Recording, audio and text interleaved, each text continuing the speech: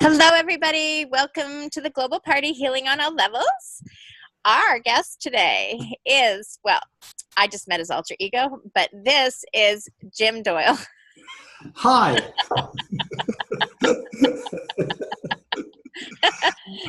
and I'm laughing now because he promised me a laugh, so now he's laughing and he wasn't expecting it. Jim is joining us from Cambridge, UK, right? Yep. And we're going to be talking about the grandmother effect versus the grandfather effect. And it's very key. I'm really looking forward to this conversation. And as we're talking about what music or that inspired, Jim, what did you pick? Desmond Dekker, You Can Get It If You Really Want. Okay, so let's Which is the whole theme of my talk. Is it? Yeah, pretty much. Okay, so let's have a little listen here. If you really want, but you must try and try. There's the truth. You can see that light.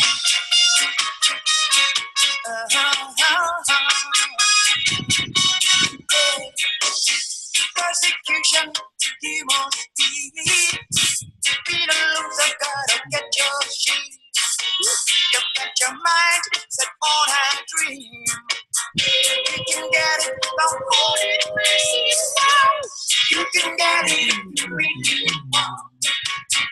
You can get it if you really want.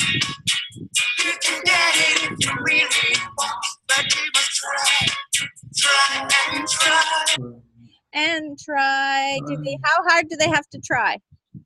That depends on how much conflict is going on inside. It's all about conflict. You know, I want to do this, but I can't because, and life is very often a series of conflicts. And whether that is lack of confidence, illness, glass ceiling in the career, you name it, it's conflicts, and there's conflicts in belief systems. In principle, that's a simplified version. That's really what it condenses down to.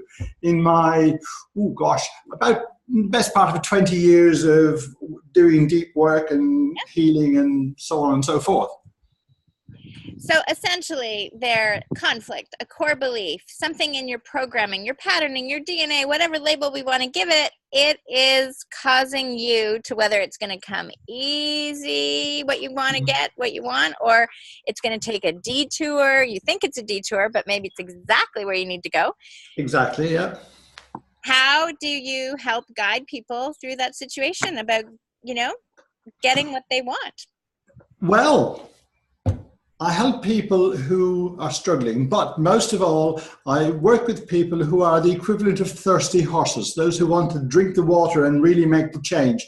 Because there's nothing more frustrating than working with somebody who says, I want to get rid of this problem in my life.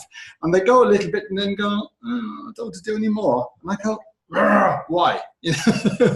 And they can see it, and it's so frustrating. And frankly, I've only ever had one client who asked to leave. Because they said, I would rather, end it than forgive some particular person in their life, which was the core problem. And they knew that before they came. Right. But hey, that's a pretty extreme case. On the other hand, the people I work with are amazing. All of them amazing. Yeah. And one of the first people I worked with was me, obviously. Yes, and every one of us that are here on the Global Party, we all started with ourselves. And it's absolutely all about ourselves, right? Essentially, when the pain gets too much, but you didn't know you were in pain until you've got a crisis. Yeah. I ended up with a midlife crisis, effectively. Just in background, I was very sensitive child, sort of astral traveling and things like that, and brought up in a single child until I was 6 on a farm in Ireland. Yeah. So I didn't have lots of social interaction at that fairly critical age. And, but I was quite sensitive as well. And that's continued throughout my life. Oh, and by the way, I was introduced to dowsing when I was about 5 years old. Just one of those things that happened. So there were lots of things like that in the background. And so when I got to my teenage years, I wanted to be an electronics engineer. Like, what's that? It was like, yeah, well, it's mending radios and inventing things. Anyway, I ended up as a research manager in Cambridge. It has to do with energy, right?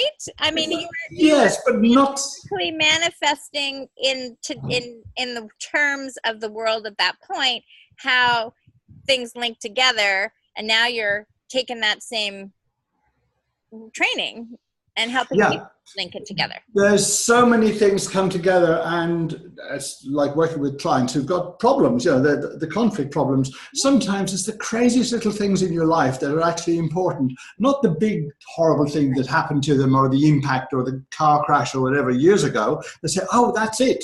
You know, I worked with somebody recently and they said, oh, you know, they had a medical diagnosis and said, right, your depression dates from there. It wasn't. And I was like, oh my God, when we actually worked on it. Things like that. And what I love doing is helping people join the dots with what's going on and then move the chess pieces or the dots around or just put some of them away. And as an engineer by trade, by schooling, you actually have a unique perspective because, as an engineer, you're only geared towards success, right? So if something doesn't join or work, you're going to find a way to resolve the conflict, aren't you? Because your job is to make it work. Well, I don't even look on it as that because, first of all, one of the biggest challenges I find we have is labels. Like if we get a diagnosis of a particular condition, human nature is a bit negative. We tend to go, oh my God, we've got all these symptoms associated, all these thoughts associated with the worst case scenario, yeah? Whether it's toothache or far worse, yeah? And the labels are the biggest problems. And when we can get people to step out of the labels, which is not an engineering approach, because engineering is about categorizing things and putting them precisely in boxes. Okay. What I do is I effectively take the sides off the boxes and let the contents flow around and blend into the way they should be, ideally. I like that. You take the sides off the boxes. Imagine, everybody, if you didn't have sides, right? Woo! You're open. You're vulnerable. There's all kinds of possibilities. Vulnerable, indeed. That's often a big challenge where somebody is having difficulty expressing themselves. I look on creative expression as being really crucial, especially for women because they're much more oriented towards the creative side and very aware of it than most men are. Yeah. And so there's usually a second chakra and a fifth chakra relationship. So if somebody has got, say, somebody might not know what a chakra is. Okay, sorry. A chakra is an energy center in your body, not visible to the naked eye unless you're rather more intuitive. Yeah, but can be sensed. So your solar plexus is your stomach area where you sometimes feel sort of negative, and the second chakra is around your bladder area, just below your belly button, and the throat chakra. There are colors. There's lots of different ones, but the throat chakra is obviously about expression. Yeah. Mm-hmm. So it's literally Chakra, and in Sanskrit it means wheels of light. Rosalind Bruyere, it's written a very interesting book on them. Yeah, if you want to learn more, but that we just want to go. So back to Chakra. Google it. Mr. Google will tell you lots about it. Yes, Dr. Google. Most of it's correct. Anyway, so what I find is there's a balance. So about expression, which is about boundaries, which is about being able to speak up, be seen, be heard, to get your message out. I used to have a real challenge with that. Yeah, but I was getting the words out, but I didn't know how to connect to people. That was my big challenge. Okay, right. So my chakras were a bit misaligned, shall we say. But it was all about belief systems and social upbringing. It doesn't matter what it was just out of balance. And so I was struggling.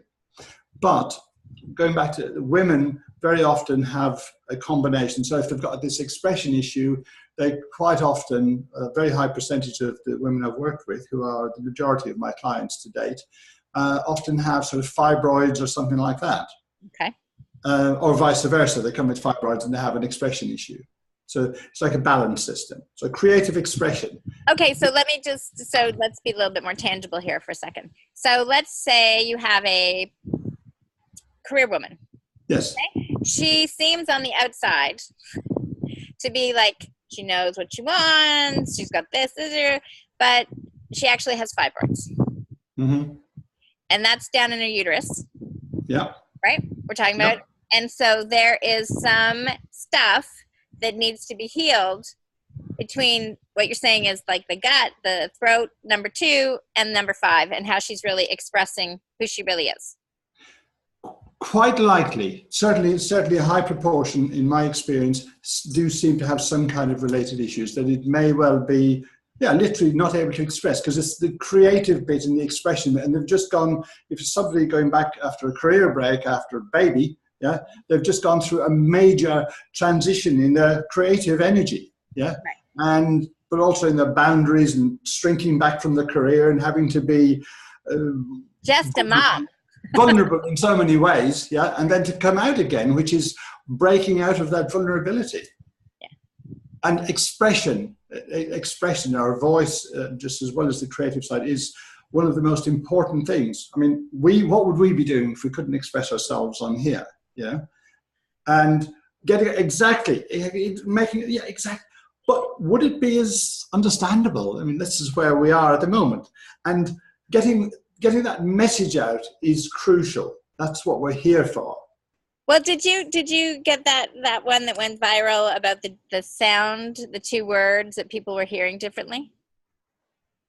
No, I don't know. I didn't. So I'm not going to give you the 2 words, but you can Google it. But basically, it was like, because it was someone, like, one word was spoken, but yet I heard a different word than my daughter. And that's how people are like, they're like, no, it's this word.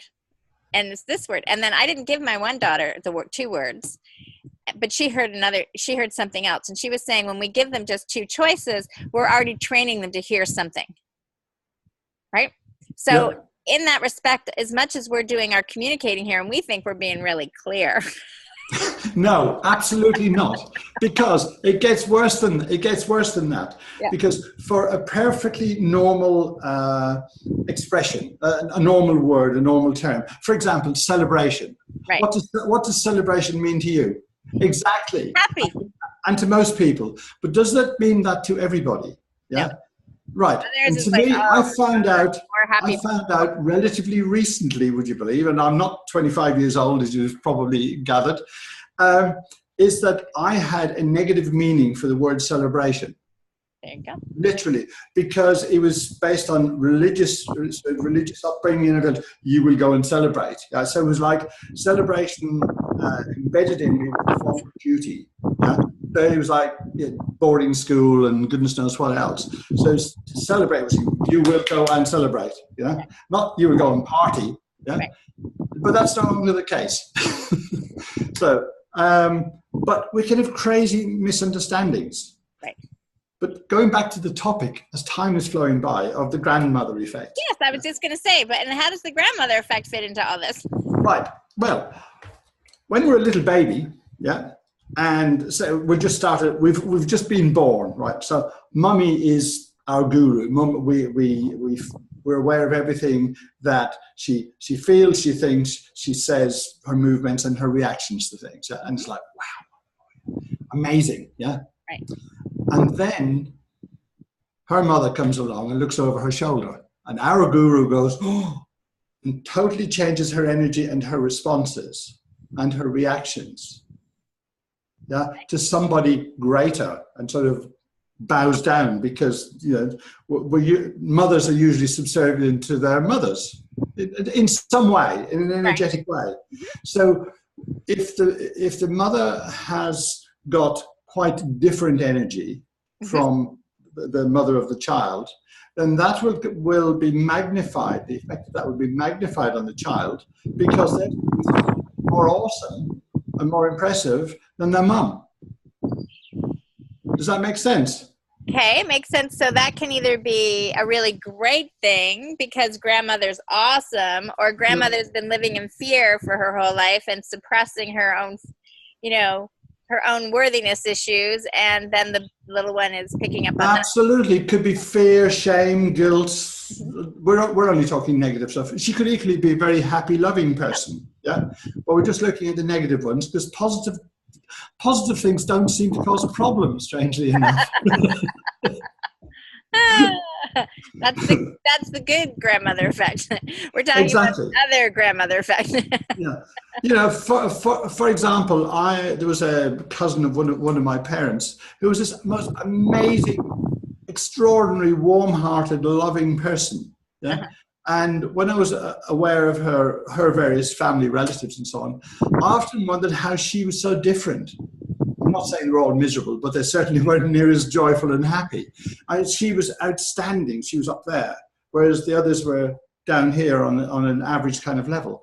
And I'm always curious to know what was that happened in her childhood that made her so happy and joyful. Mm-hmm. Yeah, so that's something. But back to the grandmother effect. So you now begin to see where if the child is obviously takes on the mother's characteristics, but then pays a higher attention or a higher weighting factor, if you like, in engineering terms, to what the grandmother says. Yeah? Or people of influence. So it mightn't be grandmother, it could be granddad, it could be next door neighbor. Yeah. Okay. Depending on the relationship. So these people of influence can have a disproportionately high effect on the young child.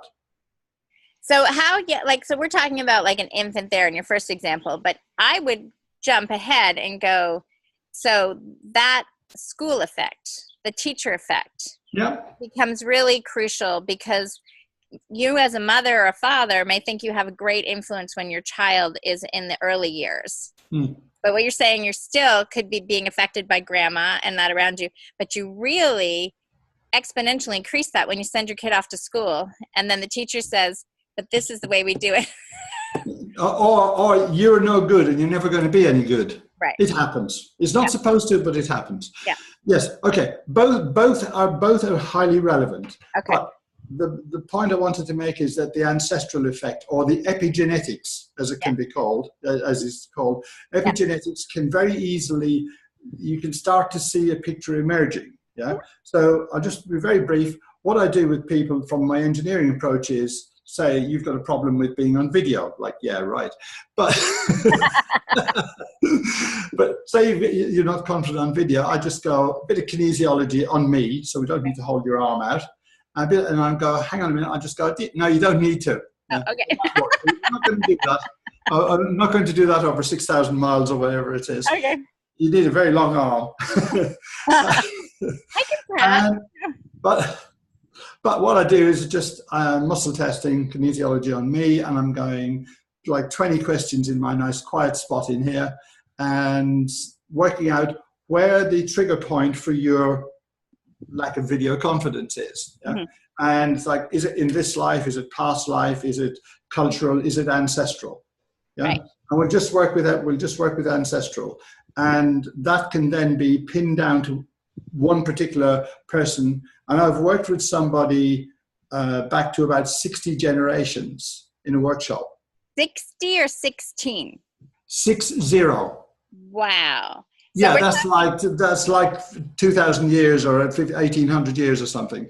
Now, so is this kind of, okay, so there are people that have gone and said, oh, they've gone back to do their so-called past lives, right, that have been generations. Okay. But this has nothing to do with that. You're saying this is father over grandmother, 60 generations we didn't even try to work out where exactly it was. We could tell whether it was going up the father's line or the mother's line. Right. But this was in a workshop with a number of people where in the morning I trained everybody to be able to use a balance or muscle testing process to check the truth or yeses or nos of the facts about somebody's ancestral issues. Yeah. And this person said they had some challenges in their life and they thought it was ancestral. And we go, yeah, we all agree that seems to be the case. And how far back is it? It's like, what? No, it can't be right. What? And we started working. It's like, oh my God. And then when we'd agreed, and this person had agreed as well, that it felt right, even though it was really strange, then cleared that energy from way back, which was, I don't know, shame, guilt, something, doesn't matter. And about 10 minutes later, one of the other people said, look at the change in them. They're about 10 years younger looking. Wow. Yeah? That's extraordinary. That's exceptional. But quite often there's something, 4, 5, 6, 8 generations back. Right. And stuff happens. In my own case, I often pick things up from, in Ireland, there was a major revolution in 1798-99. There's a lot of revolutions in Ireland. And also in the famine in 1850 or thereabouts. So all kinds of things, like destitution and stuff you don't even want to go there. Yeah, and so it can go up. Okay, so let's just make this a little bit more real for someone that hasn't been with you in that course, for instance. So if you've ever noticed, like, that you maybe have been triggered when you've walked into a room, or you've gone to a certain place, you notice that there's something that feels uncomfortable to you, right? Yeah. That's the type of thing that you're aware of. But what Jim's saying is, you could be completely unaware that this effect from your ancestors is like this Post-it note that you've been walking around with, right? Saying, kick me. And no, it's not just one Post-it note. You've got all multicolored ones with different words on. Those are your triggers. Those are like, that's a really good analogy. I like it. Yeah. I'll borrow it if you don't mind. Yep. And so next time you see me, there'll be lots of Post-it notes behind me. That's good. Go for that. That's a good plan. So all of that is relevant, and it can sneak up in lots of different ways. And in fact, I'll keep away from that. But so you're helping them remove the Post-it notes, the energy. Being able to identify the Post-it notes, which one it is, and go, yeah, it comes from a certain time, or whoever it is. You don't need to know the family tree. It's completely irrelevant. Right. Yeah? Okay. Now, we bring this forward into this life, which a lot more people will be more comfortable with that. But if you're uncomfortable with it, what I say to the viewers is, if you're uncomfortable with it, you need to ask yourself why. That's a really good question. Just one word, why? Yeah. And look into it. Yeah. Where do you feel it? What's going on? What does it remind you of? Or maybe you just want to ignore it. That's perfect. Okay. But you get into this life, you get into the influence of teachers and religious people and parents, and crazy stuff happens. Little incidents here and there. They can be at least as equally damaging, but you mustn't ignore the ancestral thing, because if it tests as being the cause of the problem, well, it is the cause of the problem. Yeah. So all of those things can add up, and sometimes they can add together and build up a great big problem, whether that means that you can't express yourself, you don't believe you can swim, you don't believe anything. You don't think you can drive, because driving more than 30 miles an hour and you'll blow apart, because they did believe that back about just over 100 years ago. There's scientific advice. You couldn't travel more than 30 miles an hour. That's a very good thing, right? Is we have allowed ourselves to be influenced and even controlled by so-called opinions, scientific opinions of that time, but science changes and catches up, and they never quite catch up. They're always like, oh, now we figured out, like, epigenetics is the new term. And it's like, oh my gosh, let's find a new term. But it's like, it's always been there. It wasn't like epigenetics just was discovered. The ancestral patterns have been there. Grandmother effect has been there all along. We're just got a label for it now. Yeah, that's right. Exactly. We've got a label, which is not necessarily a bad label. That's an awareness label. It's a good thing. Yeah. But so you can have the ancestral stuff, past lives we're not going to bother talking about. I think they're self-explanatory, and they can add together with incidents that happen as we grow up. So I don't know, perhaps to our teens or early 20s, something like that. But we're not immune to acquiring other influential things happening to us at a later date, but less frequent. So that all those together shape our character. Yeah. Now, we may be happy with ourselves. We may think, well, wonderful, fine, great, congratulations, you know, like, yay, yeah, like the relative, like the relative I knew as a kid, you know, this lovely lady. Yeah, I was like, yay, fantastic. But sometimes, as we said, triggers, yeah, circumstances, a TV program, somebody says something to you, or there's a set of circumstances that cause you to be in pain, to be awake at night, to be struggling, to be, I don't know, not able to make your business work. Yeah, not able to have relationships. And that is quite simply a conflict between where you are now in terms of moving forward, even if it's just going on your day-to-day living. You're not trying to be the greatest career maker ever, yeah? And you have a problem and you're stuck and you're struggling. That is a conflict situation. And then it's a question of, there are lots of ways around it. You can do some meditation, you can read some books, you can listen to some audiobooks. And if it's still a problem, then maybe you say, actually, I'm going to stay as I am.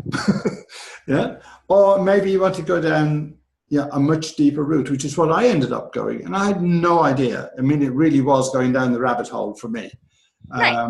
I think most of us have done this work, have had to go do something that we never thought we would ever do. I would not recommend anybody to even attempt the route I went down. But that was my journey. So now I'm able to take my intuition and my experience from all of that and just get, for those who want to get them very quick answers, usually, to what's going on, what the actual problem is, what the solution is, and what needs to be done. Yeah, they know what the problem is. So they don't need me to tell them. But it might need. They come to you with the problem, right? Sorry. They come to you with the problem. Yeah. You are revealing the solution to them, right? Because you're showing them how to work with themselves in the sense that and then that awareness they can implement. Yes, but it's not necessarily telling them the answer. It's giving them the insight. Yeah, it's literally quite often it boils down to, you love this, I hope. It boils down to getting them to give themselves permission to make the change. Because simultaneously with the adult, we're also the little child waiting for mummy or granny or whoever it is to say, or teacher to say, yes, go on little Johnny or Mary or whoever it is to actually do it. So we're stuck with permission. There's even a second level of permission. Sometimes we can feel that we don't have permission to give ourselves permission to change. It's like, what the, you know? But it is simply that. And you can test it, but helping them to, or doing it for them, that first stage, then they can move. It's like pulling the plug out and the dam empties out or something like that. Yeah, and just releasing and letting the flow and letting the flow of life go, and being able to see stuck relationships, careers, health issues, obviously, yeah, especially where there's not a proper not a clear diagnosis. There's niggling problems going on, and everybody's told, all the professions have told you, there's nothing wrong with you, but you know better. Right. And you can have odd symptoms from relationships, even with people you're not that really close to, and also obviously ancestral and past life and goodness knows what else. You can have lots of things. And I was out walking the other evening, and these two ladies coming jogging towards me about 50 meters away, and I felt a pain in my right knee, and I thought, hello, I've got some company here, male company being the right side. And literally, as they came within earshot, one lady was saying to the other something about, I always put a stone on my father's grave, was the phrase I expect. And I'm going, oh dear, Dad wasn't happy. So I had a little word with him, and he probably had a sore knee as well. Yeah? That's my level of empathy, which I'm not, if I'm not switched off and got my boundaries in place and my back in my box again. Yeah, it can be a little bit, not overwhelming, but a little bit annoying. Well, I think that's part of your journey now, and others like myself, is to learn to, because we have that where we would take it on, right? And then we become aware of it and we're like, Yeah. okay, so we can give it back, we can transmute it, we can shift it. You know, I have a tendency to shake things off. Like I remember the first time for me with my dog, he wouldn't get up on his leg, and it was like, what's going on? What's going on? And I just tuned in, and my legs started to shake. And my leg shook for about 30 seconds. And as soon as it stopped shaking, he just jumped up and ran away. And that was that. And Absolutely. do we know how to explain that? Not really, but that's the type of things that Jim does, is he's able to connect on an energetic level with what's really going on in you and around you. So if you are the person that just wants to look at the water, you know, go look at the water as a horse and decide. But if you really want to drink it and you want to be free from the things that you know that something's off, that's where Jim can help you. Yep, that's the one. And that includes careers as well. Yeah, you can, like anything that you, so the key thing is somebody knows there's an issue. Yeah. There's however you want to do that issue. So if it's career, relationship, if it's physical, there's something, and you've done so much work already, but there's just still something there. You just keep hitting, wherever you go, you keep hitting a boundary, you know. You're inside a big eggshell or a box or something. Something's stopping you somewhere. Or it's like that like, the little rocking toy. Around, you never stay in the same place. No. So Jim is going to help shift that so you can move again and you can start to flow with life, because he's dealing with the grandmother effect, which is really what he's saying is it's your ancestral issues that can be the cause of what's really going on. Yeah. Right? How's that? Thank you. Brilliant. Where can they find you? On Facebook, Jim J. Doyle. That's Jim, letter J, Doyle. The reason the J is in there is if do not use Jim Doyle, because there are thousands of us. We're very popular, you see. So Jim J. Doyle on social media, Facebook, LinkedIn, occasionally Twitter, and you may find me on other places as well. And my website is differentlight.org. All one word. I like it. Which will be in the comments below. Yeah. Yes, it will. Yeah. Well, I think there's probably one other word of wisdom that you want to leave people with. And what is that? Give yourself permission to let it happen. That's it. That's key. Permission. I love it. Tweetable. That's your Twitter tweet today. Give yourself permission. Yeah. Awesome. Thank you so much for being here. Thank you very much, Jacqueline. Love you. Fantastic. Okay. Bye. Bye. Bye. Gone.